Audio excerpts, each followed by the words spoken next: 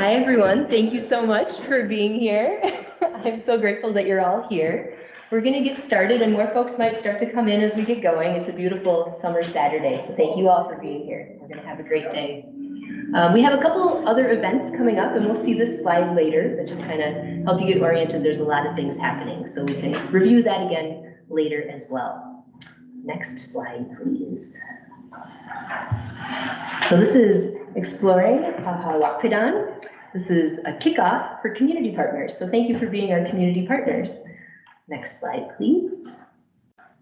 Today is all about relationships. And so if we do nothing but establish relationships today, that's a success. That's the goal for today, is to meet and greet and start to work together. So that's the underlying goal for today. And to start doing that, I would love to invite Kathy to come forward and introduce herself and give us a little welcome for today.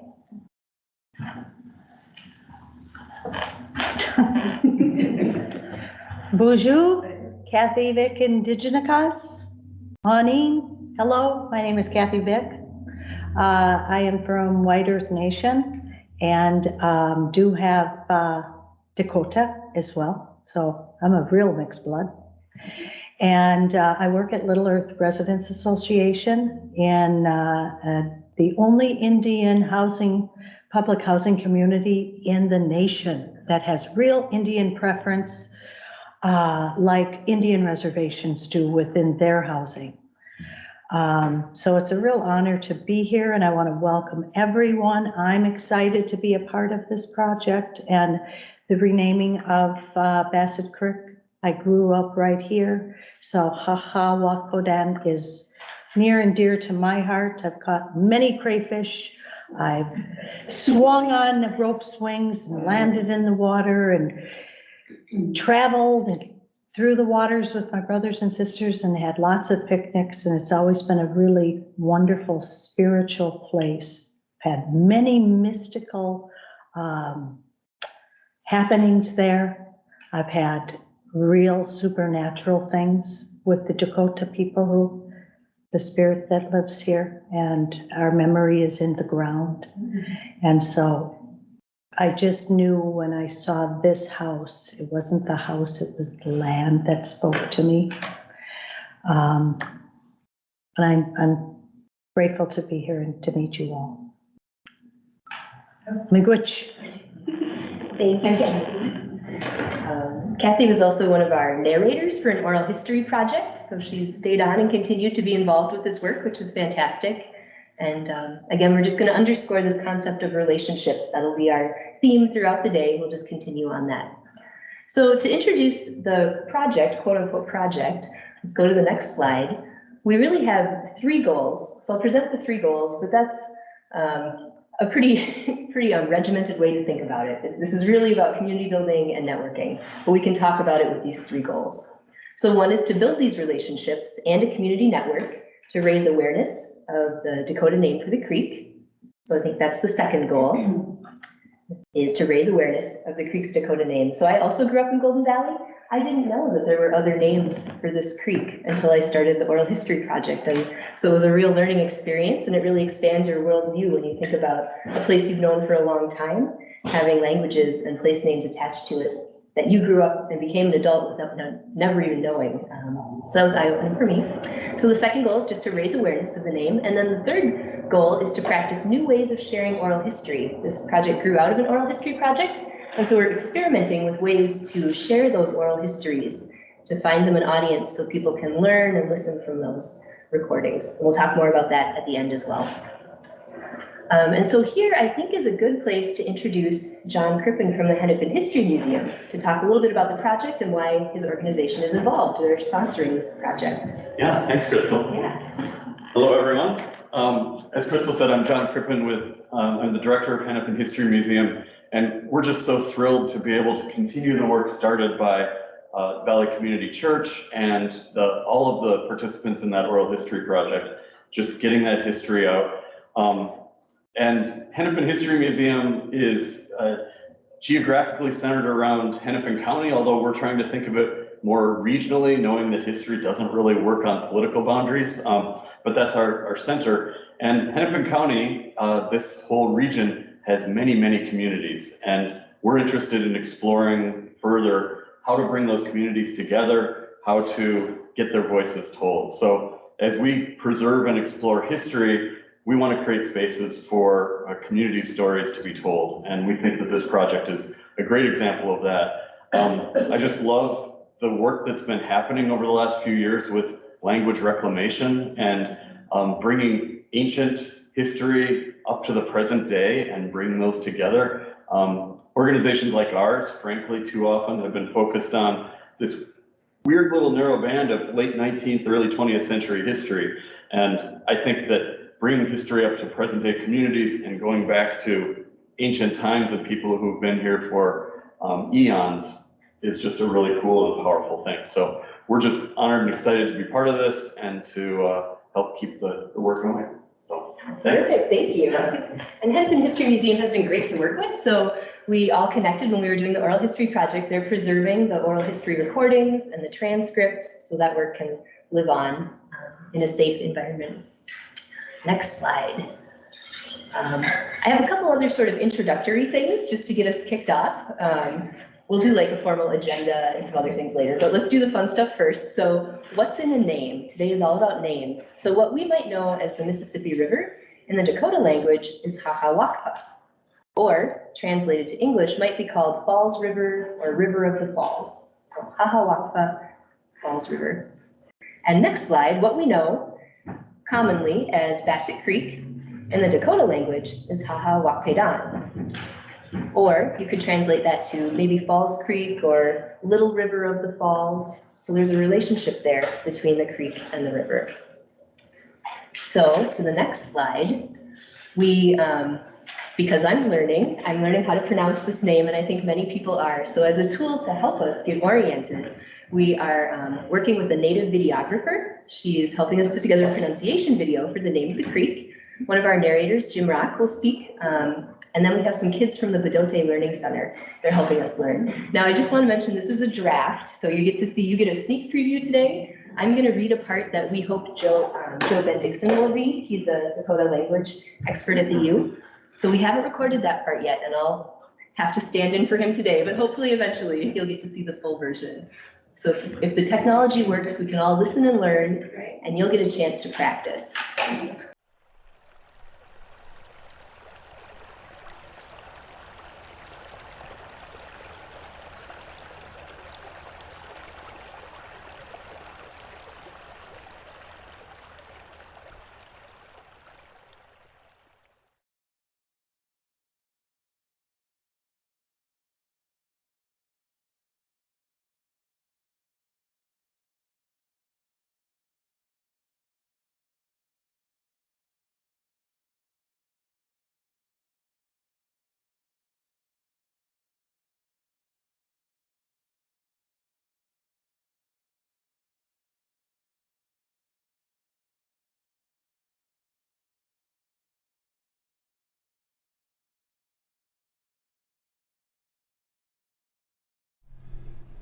Wakpa, Wakpadan, Wakpadan. So Wakpa is river, Wakpadan would be creek, and is the falls. So the river of the falls, Wakpa, or the creek that leads into the river of the falls is Wakpadan. And that's what now has that English name, Bassett Creek, which flows from this Medicine Lake about 8 miles east to the Wakpa.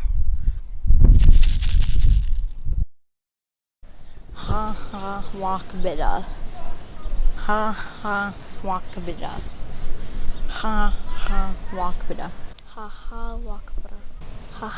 Wakpadan. Wakpadan. Wakpadan.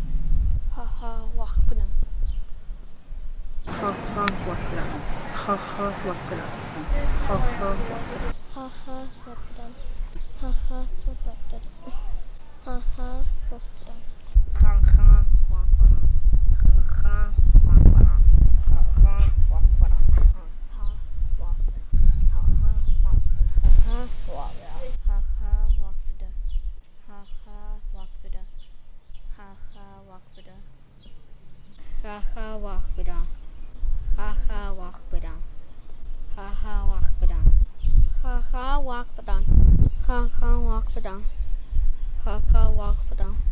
Haha Wakpadan. Haha Wakpadan. Haha Wakpadan.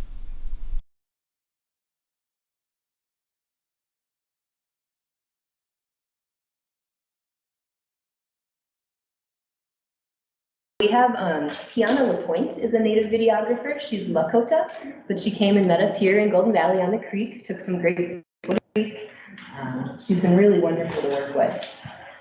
She's also available for other projects. If your organization is thinking about a videography project, I can connect you with Tiana. She would love to chat with you. I myself get nervous when I say the name because I don't want to say it wrong, right? I think it would be disrespectful to say it wrong.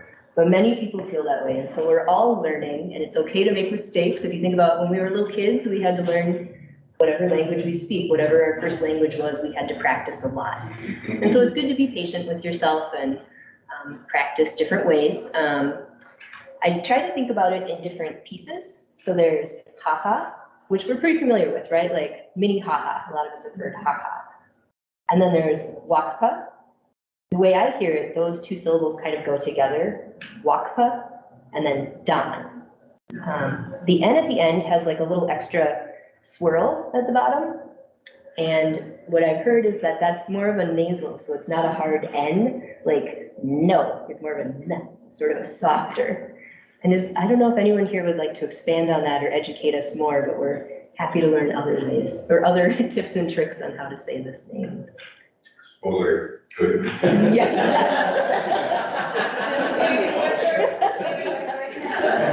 Please teach us. I'm not a first language speaker, but that was, but most of our Dakota words, the second syllable has the emphasis. Ha-ha, ha-ha. And then the H does have it's more of the back of the throat. Ha-ha. And then that would mean that river, wakpa, wakpa. And then dam, yeah, it's not quite as like sing, it's not that far back, but it's not the normal N either. It's sort of that midpoint back of the throat. Dam makes it like little, so it's little river, meaning creek, Wakpadan. Now, when you put those pieces together, then that second syllable emphasis shifts a bit. It's still, the second ha is still good, so if you get that, you're great. So it goes like this, haha Wakpadan, haha Wakpadan. One thing that helps me is I kind of go down on the down, and then we're not a tonal language, but you know, haha Wakpadan. Thank you. So I do Thank you, Jim.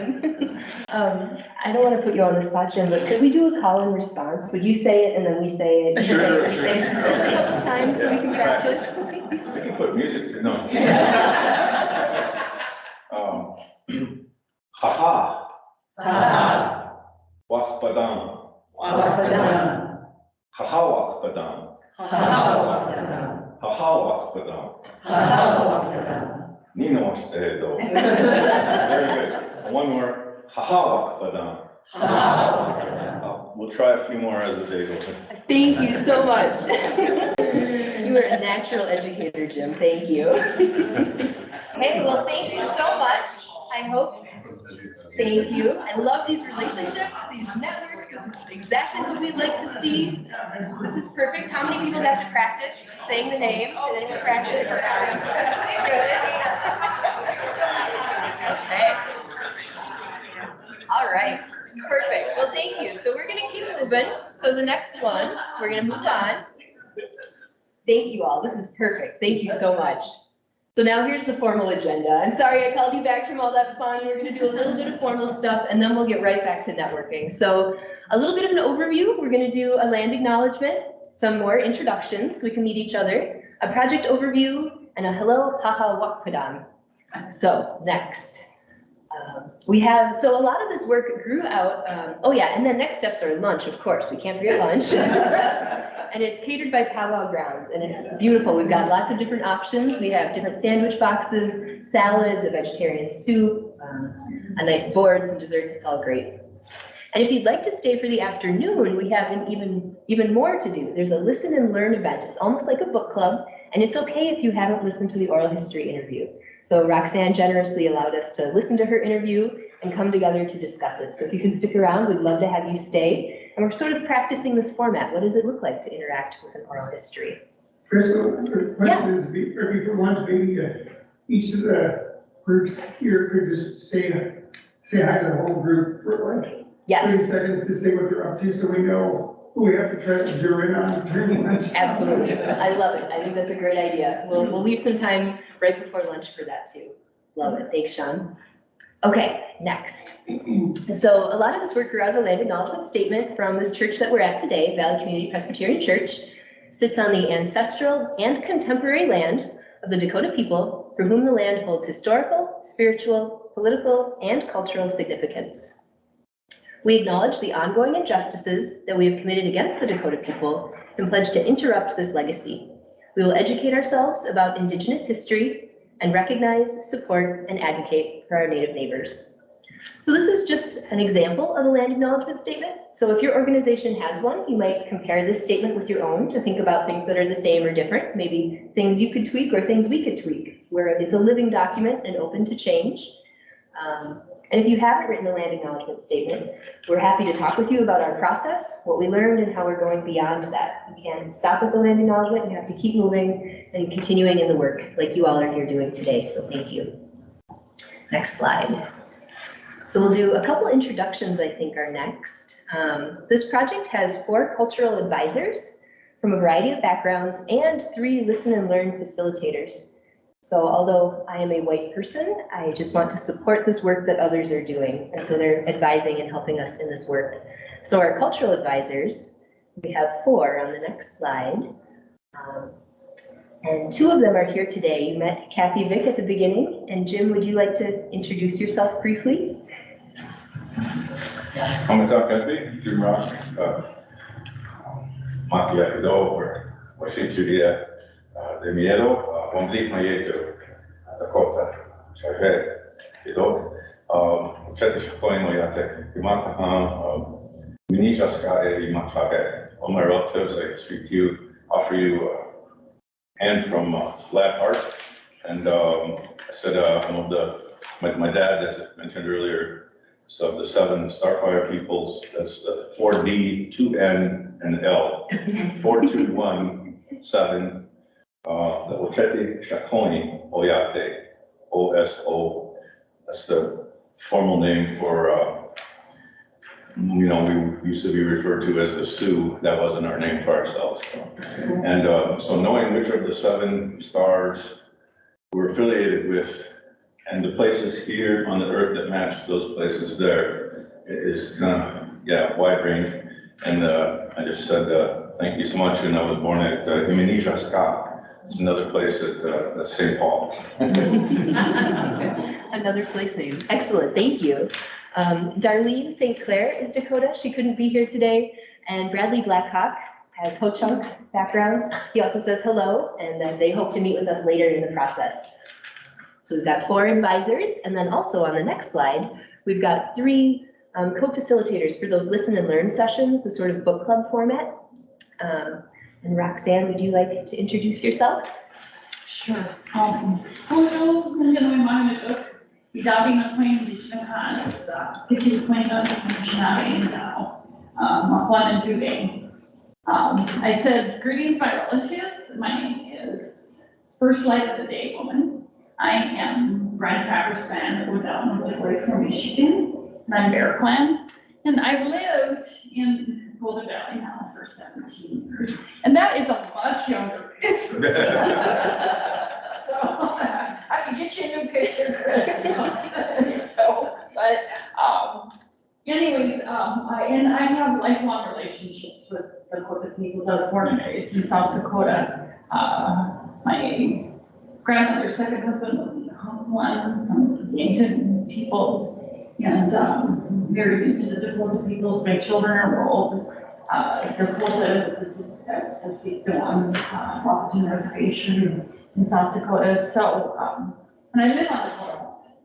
So I feel not just a kinship, but the enormous responsibility to to work with the different peoples on things that are important to them. Thank you, Roxanne. And Roxanne is phenomenal. She's been a great supporter, so thank you. We also have Dr. Casey Keeler, was the person who interviewed people in the Oral History Project. She's an American Indian professor at the University of Wisconsin-Madison. So she's not here today, but if you do the next Listen and Learn session, she'll be our co-facilitator for that one. That's a virtual event, so she's going to call in and we can all call in and meet Casey. And in September, we have another event with Sid Bean, who lives in Plymouth. So we've got 3 of these coming up. And then next slide. So we also have a couple other folks behind the scenes. The project sponsor, who you met, the Hennepin History Museum, John Crippen, thank you. Myself, I'm helping to manage the project, just sort of do the organizational pieces.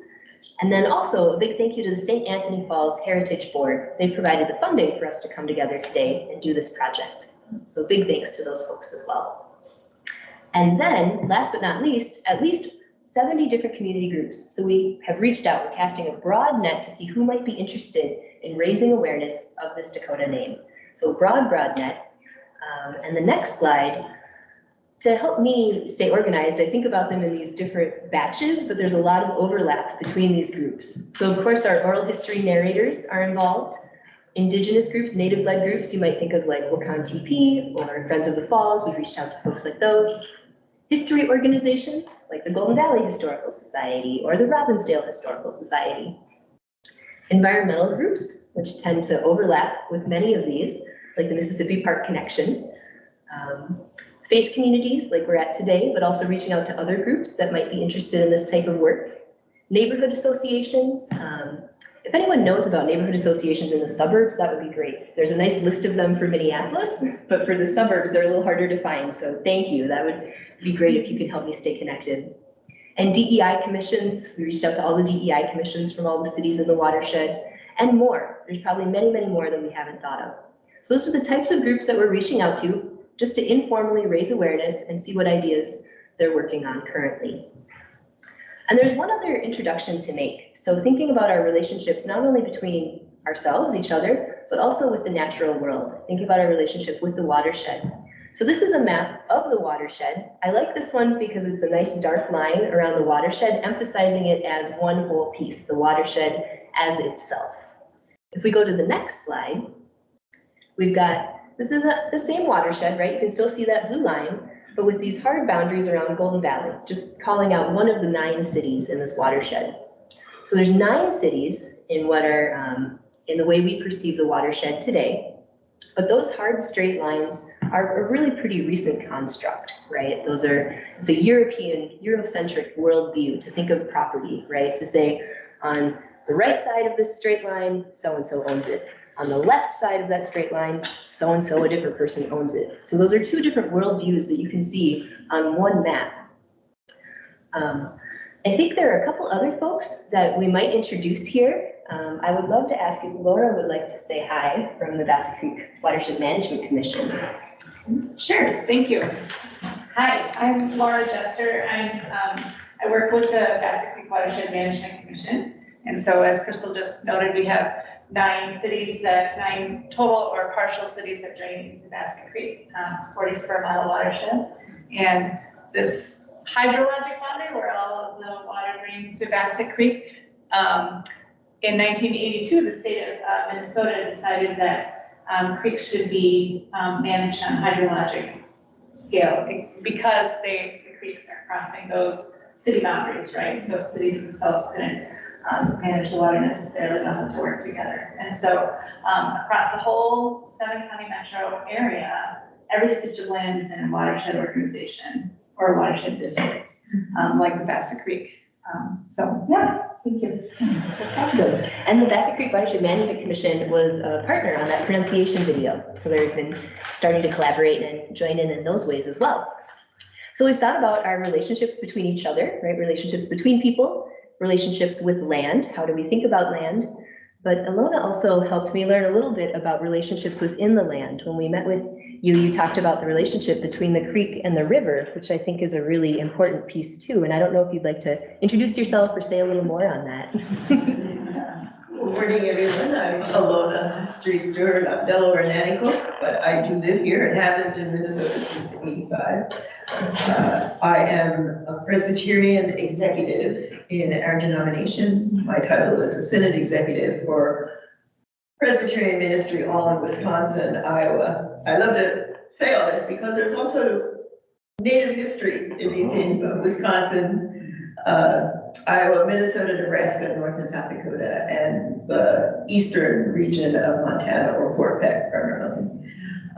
As we were visiting, was it 2 weeks ago? So I thought it was interesting that we also need to recognize that everything in relationships is based on what we know as family.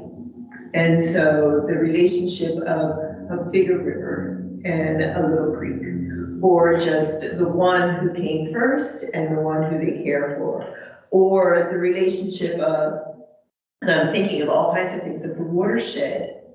It's like what exists beneath us that feeds us all the time and supports our good medicine. So when we talk about these terms, let's not think of those hard, dark lines.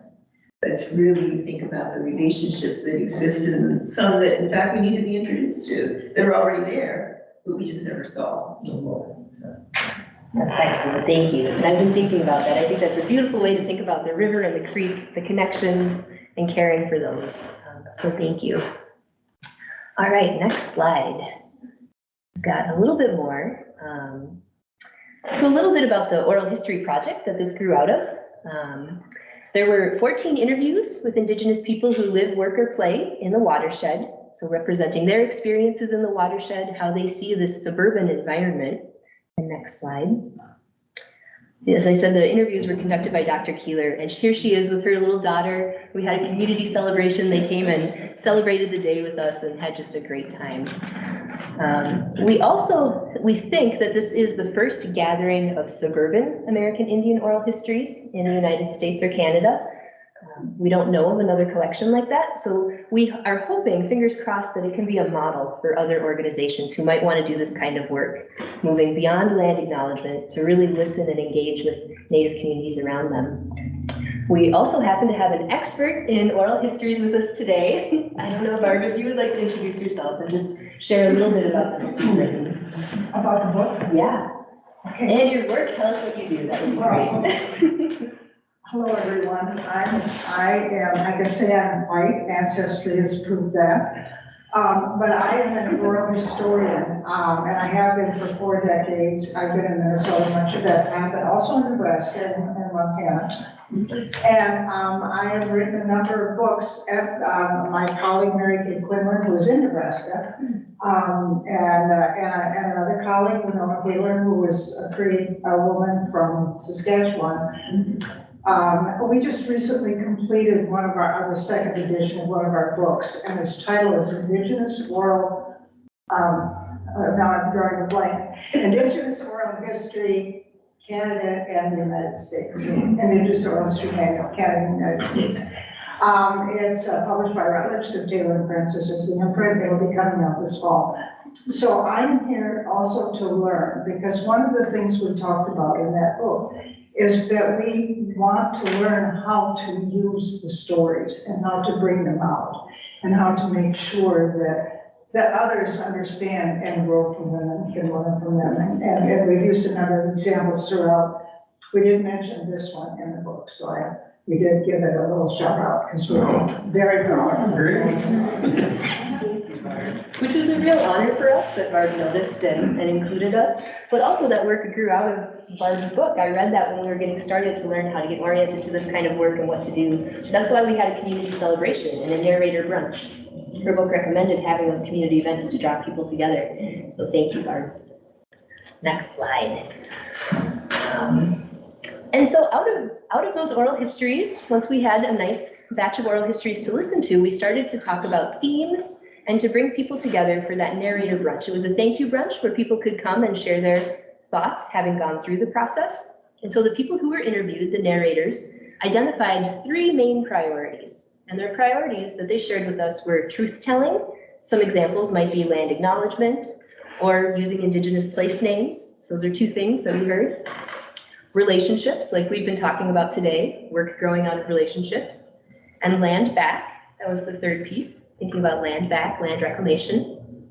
And there were others, there were many more. Those were the three big ones, but on the next slide, we've got many other ideas as well. So the importance of water, the importance of education, reclaiming languages, supporting Native organizations, themes about homecoming and joy, that this can be joyous work, this can be positive, uplifting work. So these were things that our group heard, took in, and we're trying to advance those priorities in ways that are endorsed and supported by those narrators. So we're trying to take what we've heard and help advance that work. Instead of me as a white person having an idea and running with it, we're trying to let other folks lead and just emphasize their priorities. We've heard a couple more as we've started this project already. People have emphasized the importance of education, even through American Indian education programs. We had one person ask about daylighting Bassett Creek. That has come up probably every 20 years for a long time. Laura probably knows much more about that than I do. But so there are other ideas that can start to percolate out of this work. These are just places where we're starting. So next slide. So trying to turn this into a project, a quote unquote fundable project. This is what it looks like. We have a kickoff today to bring people together. And then we'll regroup in August. I'm hoping that folks today and folks who couldn't attend will also go back to their organizations, start to brainstorm, get some energy going, and then we'll meet again virtually in August to see where we're at, to see if there's any synergies or things we want to keep working on. And we can do that as many times as the group would like, so there might be more of that between August and November. But then in November, we'll have an official celebration at Capstone. We'll come back here to this location, have more food and fellowship, and wrap up in November. Or maybe just take a pause, like phase 1 is done, what happens next for phase 2? So those are the community gatherings. Next slide. And again, those are the dates. I'll send those out. So after today, we'll do a follow-up email so we can keep everybody posted and see who's interested, keep everybody updated. Next slide. And so here's the ask, the quote unquote ask. Who is missing, right? Who are we not thinking about that should be included in this type of work? I have a handout, so I'm going to start to pass these out. And the handout has two pieces. One is basically just a handout version of the slides I'm going to share next. And then one is a list of organizations that we've already reached out to. Many of them wanted to attend, but just couldn't be here today. But I know there's more. For example, Three Rivers Park District we reached out to. But they're not on the list because I just called them yesterday, so you know about this. So take a look, so who's missing? So you can give us ideas of anybody you think should be on this list but isn't yet. And then the second part of that is who could you connect us with? Who do you know that you're willing to introduce me to by email to say, hey, Crystal, I want to introduce you to so-and-so, and I'll take the conversation from there. But having that introduction can often help us get further faster than me doing a cold call. So if there's someone you'd like to introduce us to, please feel free to do that. And then, when does your group meet next? For example, if you're a historical society and your board is meeting next Thursday, could you give them a little update about what you did today? Could you share the project handout and see if that board has questions or ideas about what to do next? So those are kind of the three big asks. Who's missing? Who could you connect us with? And for yourself or the group you're associated with, when do they meet next? Could you share this information? So let's take a pause here. There's more to come, but any questions on this part so far about this setup?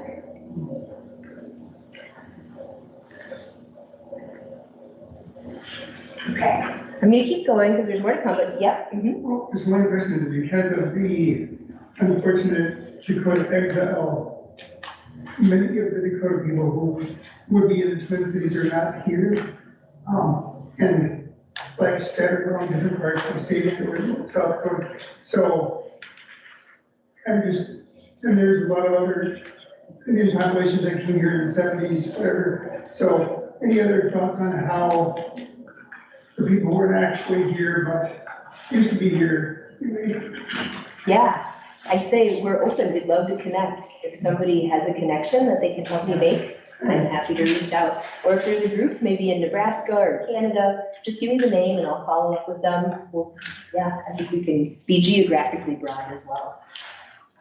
The oral history project included people of many tribal backgrounds. I think we had 9 or 10 different tribal backgrounds, and we let people self-identify. There's no level of belonging or not, right? It's self-identification. And so although this project is focused around a Dakota place name, I'm hoping that other Indigenous groups are supportive. So sort of a stronger together initiative. But I'm happy to take feedback and we can work on that too. Good question. So we're thinking broad. Everybody's welcome. Okay, I'm gonna do this next part. So let's do this next slide. The next question is, what do you think is your group's relationship to Haha Wakpadan? And I put in parentheses, sorry, Pat. So we know a professor who does a lot of work with the river and with underrepresented communities around the river. And he said, Crystal, you're moving too far too fast. You're jumping straight into action. You don't have the relationships established yet. You're trying to move too far too fast. And I think that's good feedback. So I included, we are going to talk through some options about where this project might go. Because I think it might be helpful for you all to see what could be on the horizon or some options that might be available for your group. If you're comfortable, you could check one off and tell me where you think your group is at. But if you're like, Crystal, that is too white, you're moving too fast, that's okay too. So I'm gonna run through these options. So, and they don't have to be linear. This is just the way I've been thinking, and I'm sure I've missed some. So some things that your group might be at right now, you might be starting to self-educate, right? You're just kind of exploring the topic, you're just getting started. That's a great place to be. Or you might be ready to learn more. I can come and give a presentation, right? You're ready to start a dialogue and start to learn more, I can come. You might be willing to start using this name verbally, right? When you give a presentation, you can start saying Haha Wakpadan or Bassett Creek when you give a presentation. That might be sort of an easy step, a soft step into it. Another one that might take some sort of group policy is about using the name in print. When you start to send out your newsletters, are you comfortable using this dual language, right? So it's often shown like this with a slash. I like to put the Dakota name first. I think that's a nice and respectful thing to do. And so it is a little, sometimes people get stuck there, right? They run up against this word and they get stuck. But my hope is that we can teach them to just read through it, understand it, and eventually understand that it's the same thing. They can get to Bassett Creek as well. So it's one name, all there together. It might be worth mentioning too, Crystal, that there's a website, you can download Dakota keyboard. Yes. And Crystal can give you that resource. So if you're wondering, how do I get that on my computer? There's a way. Orthography. Yeah. Yes. Yep, and it's free, it's available. I'll send you the link. It's been really helpful for us. So those are maybe some sort of introductory steps, some soft things that you could get your organization started with. So let's take a look at the next one. Maybe you're ready to take action. You're like, yep, language, no problem. We're ready to do some stuff. We could start talking about dual language signage, right? Are you creating an interpretive sign somewhere? Maybe you can include different languages, multiple languages, Indigenous languages on that sign. Maybe hosting public events. So here at the church, we had a nice community celebration featuring Native vendors, Native artists, Native storytellers. Maybe you're ready to start hosting those kinds of things. Or maybe you want to develop a statement of support for informal Indigenous place names. That's kind of what we're talking about today. What are some easy things your organization can do to get started using this name? It doesn't have to be a formal change to start using different language. So maybe that's where your group is at. And then there's a couple more options. So kind of continuing to move along. Maybe you're ready to host some joint events. And I'll give an example. I just met with the Mississippi Park Connection, and they were talking about every year they host a spring cleanup along the creek. And they said, hey, we're maybe ready to partner with some groups and start to use this place name in that advertisement. So we can do that abbreviated or slash name. So maybe they're ready to do a joint event. Maybe folks are ready for a group statement of support. Maybe all the historical societies want to sign on to one statement of support saying we support the use of Indigenous place names. We think this is important, and all the historical societies in the watershed want to sign one document together with that statement of support. So maybe kind of coming together and formalizing that somehow.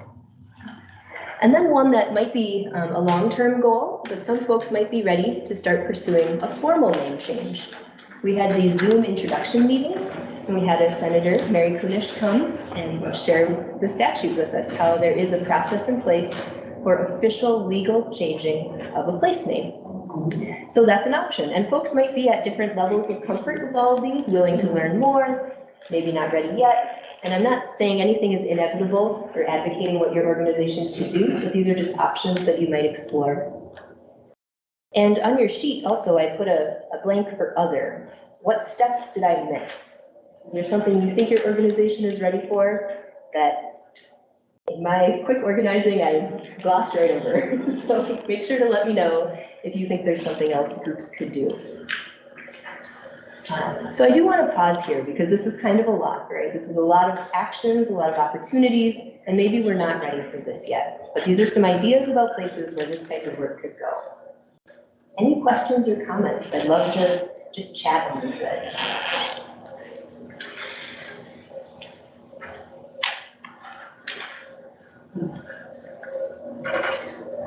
One of the resources, the more official land acknowledgement and water acknowledgement process with Hennepin County and with the Minnesota Park and Recreation Board, or Minneapolis Park and Recreation Board. And they'll be hiring indigenous specialists for the park board, and also the Met Council will be coming out with their historical and cultural analysis of all the parkland in the Twin Cities sometime maybe this fall. And so I would love to see there's groups like this, like on TV, Friends Like that, all these groups, how to, with the Met Council, Park Board, Three Rivers, to make it more visible how to take action and their willingness to do land and water acknowledgement. Yes, land and water acknowledgement. Yep, got it. Park Board, Met Council. Great. And Hennepin County is hiring 2 outreach people for their land acknowledgement right now. Nice.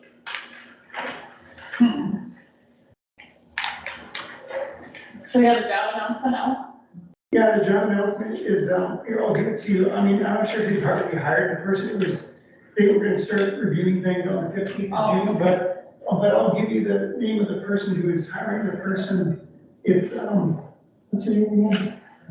It's, it's Carrie Ann Christensen from the Minneapolis Park. Over in Hennepin County, it's, the job description fits in the community engagement department, and that job, they were hiring 3 people, and the job closed like about 2 weeks ago. That's good. Well, there's lots of great partners. I think that's, hopefully when those folks come on board, they'll be interested and ready to chat. I think there's a lot of hiring going on right now. I've heard that a couple times, like, oh, we just have an executive director starting next week. Let's reconnect after she gets her footing. So these are just some options and maybe something to think about during lunch or as we move on through the day. So we're not pushing for any action, but just kind of giving you a menu of things that might be happening coming up. Next slide, please. And so just a quick reminder that a lot of this work is centered around the community gathering, but then there's the second piece, the listen and learn sessions, which are almost like a book club. And so of course you are all invited. Please invite your friends and neighbors as well. There's a sign up. I can give you the sign up link. So we're having one this afternoon with Roxanne, which will be fantastic. We have one on Tuesday, August 15th, which is virtual. And then one on Saturday, September 23rd at the Mill City Museum. We'll pay for your parking. We'll give you some snacks. We'll take you to James Rice Park if the weather is good. That's where Wakpadan meets the Mississippi River. The original meeting place of those 2 bodies of water is at James Rice Park. So that'll be pretty fun, I think. And then, again, there's the community gatherings, separate from the listen and learns, but a lot of different dates. I'll get you all organized on that. And I think just a reminder about the goals, what we're really hoping. It's a big project. Trying to distill it into goals is hard, but I think what we're looking for are building relationships and a community network, raising awareness of the Creek's Dakota name, and practicing new ways of sharing oral history. So I can open up for questions or comments, or we can go to lunch and do it during lunch. Do folks have a preference either way? Oh, Sean, you wanted us to introduce everybody. So I didn't get a chance to incorporate everyone into the presentation. If you're with a group that didn't get a chance to share, like the City of Golden Valley, or maybe other folks, if you want to introduce yourself, that would be great. Would anyone like to say hello? Eric, do you want to go? Sure, you're picking on me. I know. Yes, and I sat in the front, right, so I deserve this. Thank you, my name is Eric Ekman, and I work with the City of Golden Valley Environmental Resources. And so I'm also the staff liaison to the Environmental Commission. And I'm here with an open mind and open heart, wanting to learn more and do better and learn more about myself and also for my organization. Thank you. In the spirit of people you can look for over lunch, I want to introduce Jackie DeVries. Jackie's a board member of Hennepin History Museum, past chair, and currently leads our program committee. So, I just want to acknowledge I'm a Presbyterian. Presbyterian and a historian, but she teaches us. I think I gave a presentation in this room. It's a small world, it all comes together. I can say hello.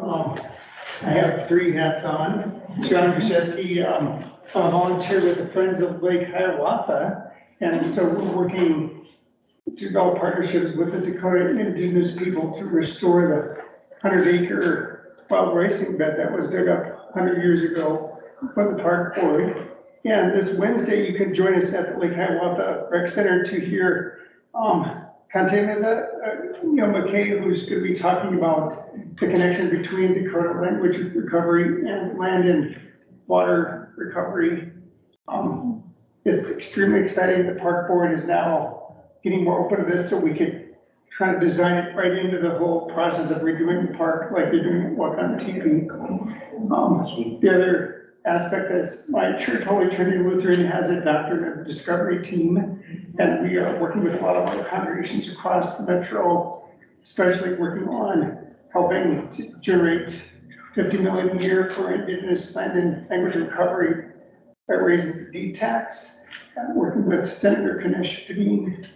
And then the third hat I have is with my group called Resilient Cities and Communities, and so we're working with cities on their carbon footprint and everything. And we have teams across the metro in many different suburbs. So this would be great to help move this into other parts of the metro. Yes, that's wonderful. 3 hats.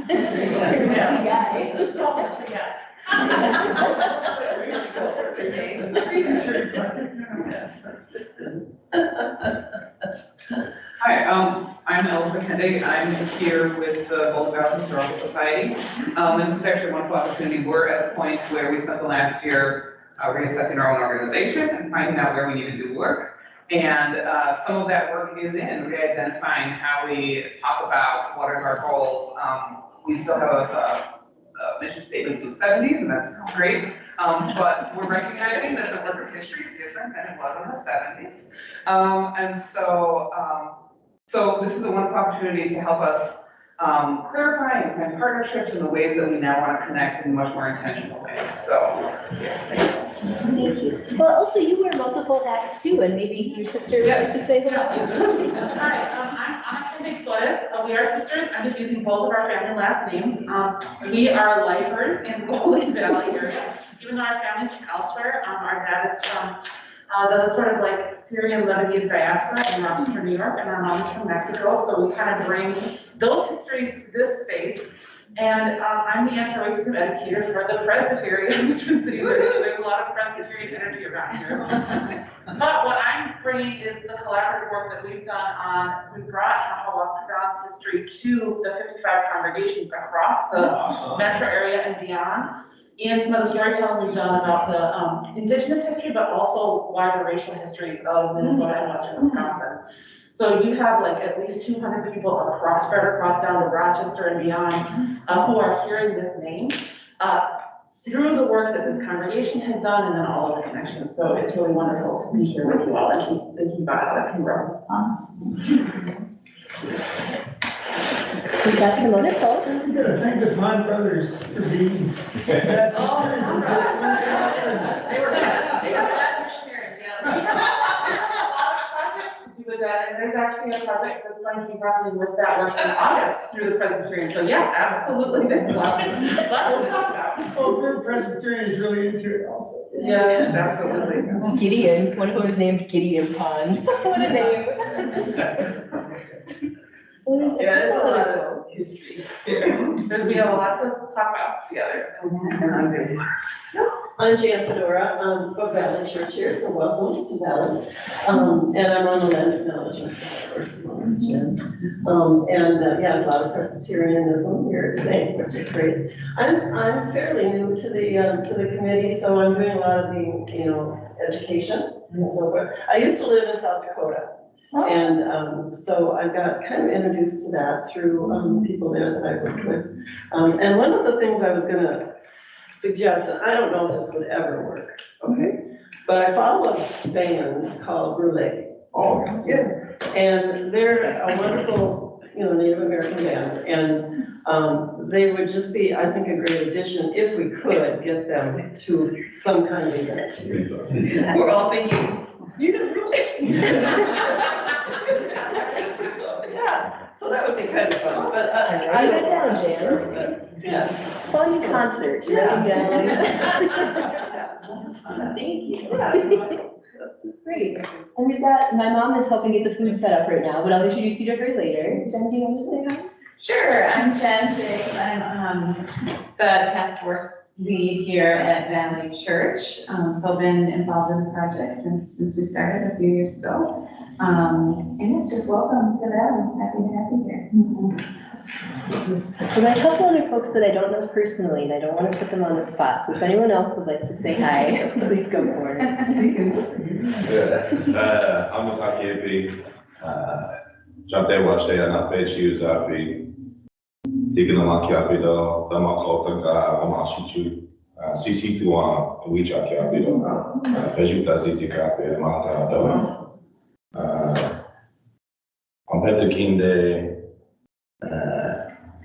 Ampetukinde, Dankar, Amaxbia, Kitana, Amaxbia, Wikami, Obashe Chake. It's a beautiful day outside. I'm from Pejuta Zizikapi. It's a place where we dig for the young medicine. It's Granite Falls, Minnesota. They call it Upper Sioux, but as Jim said earlier, we don't like to use that word, so it's Pejuta Zizikapi, and I work for Mississippi Park Connection, but that's what I'm here for. I'm kind of representing. It's a nonprofit group that is partners with the National Park Service, but I kind of wear many hats too. I work for Native American Initiatives with Minnesota Historical Society too, and I think now that I'm here, I'm like, I need to represent them too, because they should be a part of this conversation.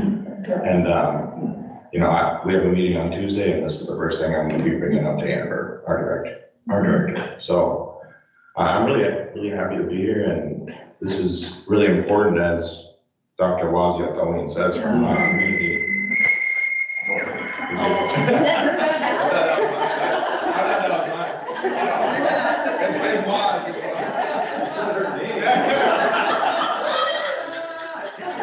But she says, our language is intricately intertwined with our homeland, and she talks about that in What Does Justice Look Like? Yeah. It's a really important book, I think, for all Minnesota Makoche residents to read. So, yeah. What is your name again? Deacon. Deacon. DeVore. We met. I know, but I'm terrible with names. I'm so glad to see you. Nice to meet you too. I was Yeah. gonna say hi. I'm so glad you're here. Nice to meet you, yeah. And thank you for making the time, Deacon, because I think you're also a student. So not only do you wear these many hats, but you're in school as well. Yeah, So. and that's in the Heritage Studies and Public History program, which has taken a lot of different turns in the past few years, but the graduates that come out of it, they do really amazing work in the historical preservation field around the cities and throughout Minnesota. Thank you. Yeah. First of all, I should just probably, full disclosure, I never had a Presbyterian connection that I felt, but,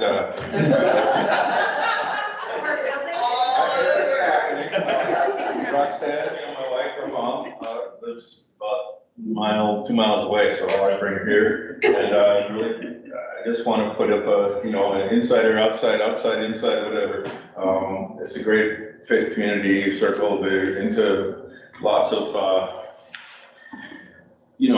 ways to to be a community. They reach out and do so much for so many people constantly. Every week is opportunities to give and your time, talent, treasure, and so forth. So, but it turns out that my dad's dad was one of the first. They had an experiment. I get Lona knows, but there were like 60 Presbyterian Dakotas and 60 Nez Perce, might have been 30 of each. And that was back in the 1870s, 80s, very early.